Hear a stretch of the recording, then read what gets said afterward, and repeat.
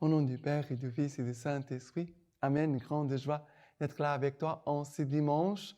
Et aujourd'hui, nous célébrons la fête du Christ roi. Bonne fête à tous. Et vraiment, nous voulons proclamer que Jésus est notre roi, l'unique roi de l'univers. Et qu'il veut vraiment s'asseoir sur le trône de notre âme. Voilà, notre liberté, c'est de laisser Jésus vraiment régner dans notre vie. Et la première lecture d'aujourd'hui, c'est Ézéchiel chapitre 34, à partir du verset 11. Car ainsi parle le Seigneur Dieu, voici que j'aurai soin de moi-même de mon troupeau, et je m'en occuperai. Comme un pasteur s'occupe de son troupeau quand il est au milieu de ses brebis éparpillées. Je m'occuperai de mes brebis, je les retirerai de tous les lieux où elles furent dispersées, au jour des nuées et des ténèbres.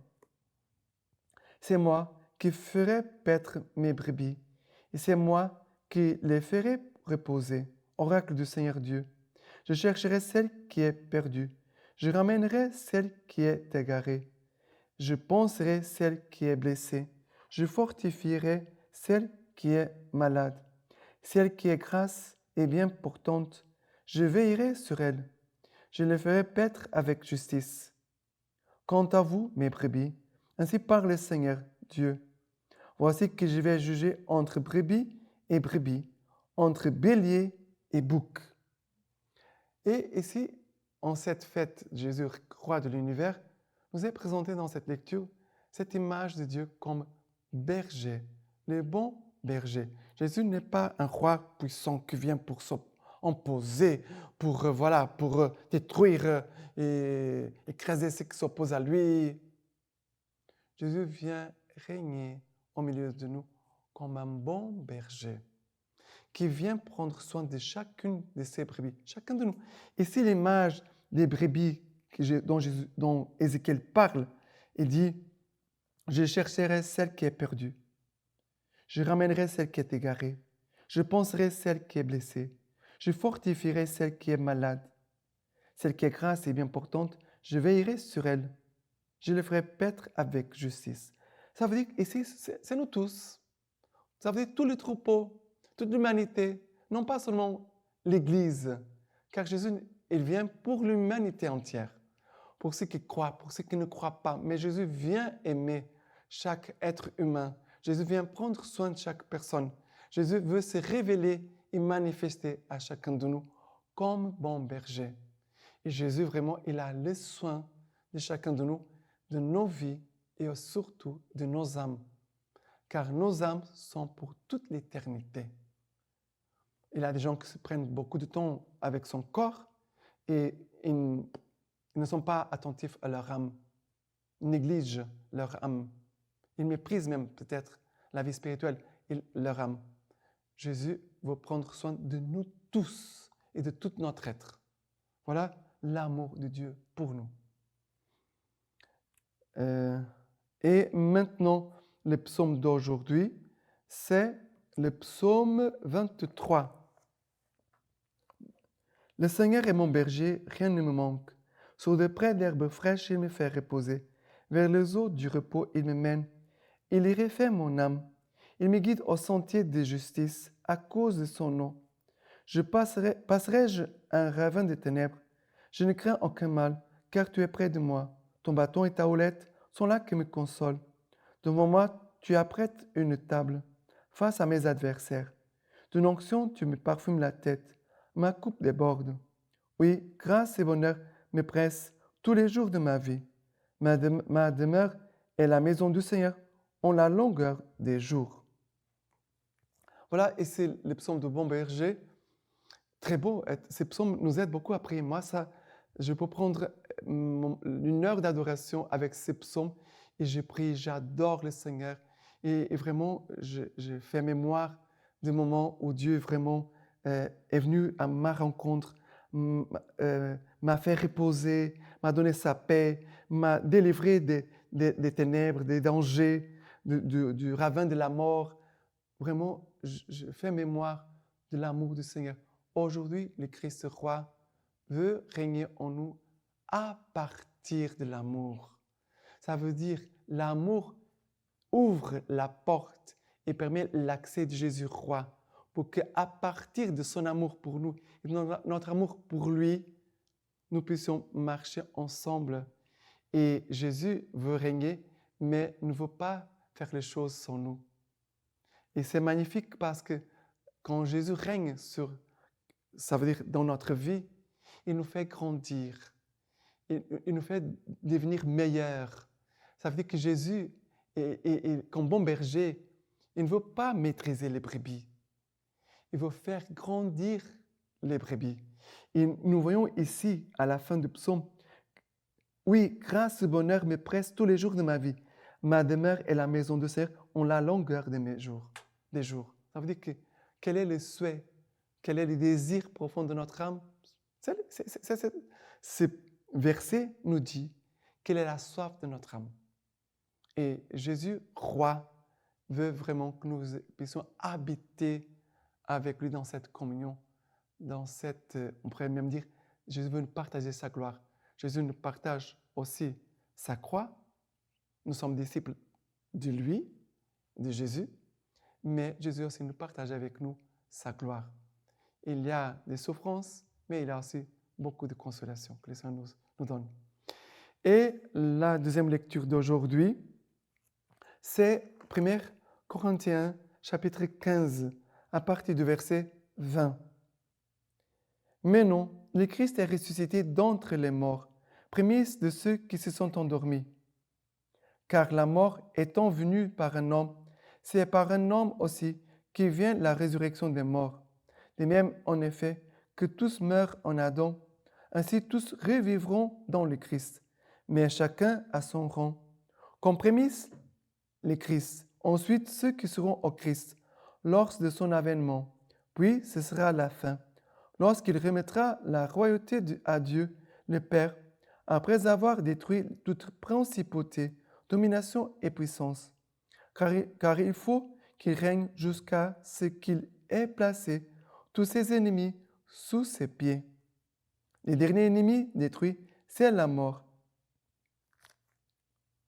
Après le verset 28, « Et lorsque toutes choses lui auront été soumises, alors le Fils lui-même se soumettra à celui qui lui a tout soumis, afin que Dieu soit tout en tous. » Alors, nous voyons ici, Jésus nous parle déjà de son royaume. Jésus, au moment de sa passion, avant sa mort, Jésus va dire, « Mon royaume n'est pas de ce monde. » Il est roi, mais son royaume, Jésus veut établir son royaume ici. Bien sûr, parce qu'il veut établir son règne en nous, son règne d'amour, de justice, de paix, de joie, le bonheur que Christ nous apporte. Vraiment, Jésus établit son règne en chacun de nous. Et nous communiquons son règne dans la façon dont nous vivons les uns avec les autres. Voilà, nous pouvons transmettre aux autres la présence du Christ. Mais nous savons très bien que nous sommes de passage sur cette terre et que c'est au ciel, comme Jésus va dire au bon larron. Le bon larron va dire à Jésus, « Souviens-toi de moi quand tu seras dans ton royaume. » Jésus va répondre, « Aujourd'hui même, tu seras avec moi en paradis. » C'est le paradis, notre royaume. Là où nous serons avec notre roi pour toute l'éternité, mais que nous puissions bâtir le règne du Christ sur cette terre pour que notre monde puisse être plus semblable à ce que nous allons vivre au ciel. Voilà notre mission, notre défi. Et l'évangile d'aujourd'hui, c'est Matthieu chapitre 25 à partir du verset 31. Quand le Fils de l'homme viendra dans sa gloire, escorté de tous les anges, alors il prendra place sur son trône de gloire. Devant lui seront rassemblées toutes les nations, et il séparera les gens les uns des autres, tout comme les bergers séparent les brebis des boucs. Il placera les brebis à sa droite et les boucs à sa gauche. Alors le roi dira à ceux de droite, « Venez les bénis de mon Père, recevez en héritage le royaume qui vous a été préparé depuis la fondation du monde. Car j'ai eu faim et vous m'avez donné à manger. J'ai eu soif et vous m'avez donné à boire. J'étais un étranger et vous m'avez accueilli, nu et vous m'avez vêtu, malade et vous m'avez visité, prisonnier et vous êtes venu me voir. Alors les justes lui répondront, Seigneur, quand nous est-il arrivé de te voir affamé et de te nourrir, assoiffé et de te désaltérer, étranger et de t'accueillir, nu et de te vêtir, malade ou prisonnier et de venir te voir? Et le roi leur fera cette réponse. En vérité, je vous l'ai dit, dans la mesure où vous l'avez faite à l'un de ces plus petits de mes frères, c'est à moi que vous l'avez fait. Alors il dira encore à ceux de gauche, allez loin de moi, maudits, dans le feu éternel, qui a été préparé pour le diable et ses anges, car j'ai eu faim et vous ne m'avez pas donné à manger. J'ai eu soif et vous ne m'avez pas donné à boire. J'ai été un étranger et vous ne m'avez pas accueilli. Nu et vous ne m'avez pas vêtu. Malade et prisonnier et vous ne m'avez pas visité. Alors ceux-ci lui demanderont à leur tour, Seigneur, quand nous est-il arrivé de te voir affamé ou assoiffé, étranger ou nu, malade ou prisonnier, et de ne te point secourir? Alors il leur répondra, en vérité, je vous l'ai dit, dans la mesure où vous ne l'avez pas fait à l'un de ces plus petits, à moi non plus, vous ne l'avez pas fait. Et ils s'en iront ceux-ci à une peine éternelle et les justes à une vie éternelle. Qu'est-ce que c'est beau de voir ici? Jésus, roi de l'univers, le Dieu Tout-Puissant qui a créé les ciels et la terre, se cache dans la personne humaine, et surtout les plus petits. Jésus parle ici, il dit, chaque fois que vous l'aurez fait à l'un de ces plus petits de mes frères, c'est à moi que vous l'avez fait. Jésus se cache dans chaque être humain. Et ce que nous faisons à chaque être humain, nous le faisons directement à Jésus-Christ. Et parce que pour nous, c'est très important d'avoir cette conscience et avoir ce regard converti, purifié. Parce que parfois, on voit les gens, mais on ne voit pas Jésus dans les autres. Ça veut dire pour aimer Jésus-Christ sur cette terre, nous pouvons l'aimer dans la parole de Dieu, nous pouvons l'aimer dans l'Eucharistie, nous pouvons l'aimer dans notre prière, mais Jésus veut aussi que nous l'aimons en chaque être humain, chaque personne que nous rencontrons. C'est pour cela que nous devons toujours demander que l'Esprit Saint nous rappelle cela pour pouvoir aimer Jésus-Christ en chaque personne et de pouvoir faire les biens à chaque personne et pour qu'un jour nous puissions écouter Jésus nous dire la même chose qu'il va dire. En vérité, je vous l'ai dit, dans la mesure où vous l'avez fait à l'un de ces plus petits de mes frères, c'est à moi que vous l'avez fait. On pourrait même écouter Jésus dire, serviteur bon et fidèle, tu as été fidèle en très peu de choses, entre dans la joie de ton Seigneur.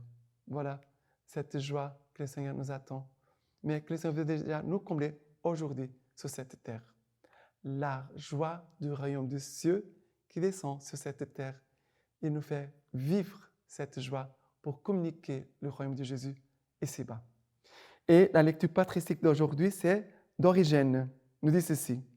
Car ce cas, il est évident que celui qui prie pour que vienne le règne de Dieu a raison de prier pour que ce règne de Dieu germe, porte du fruit et s'accomplisse en lui.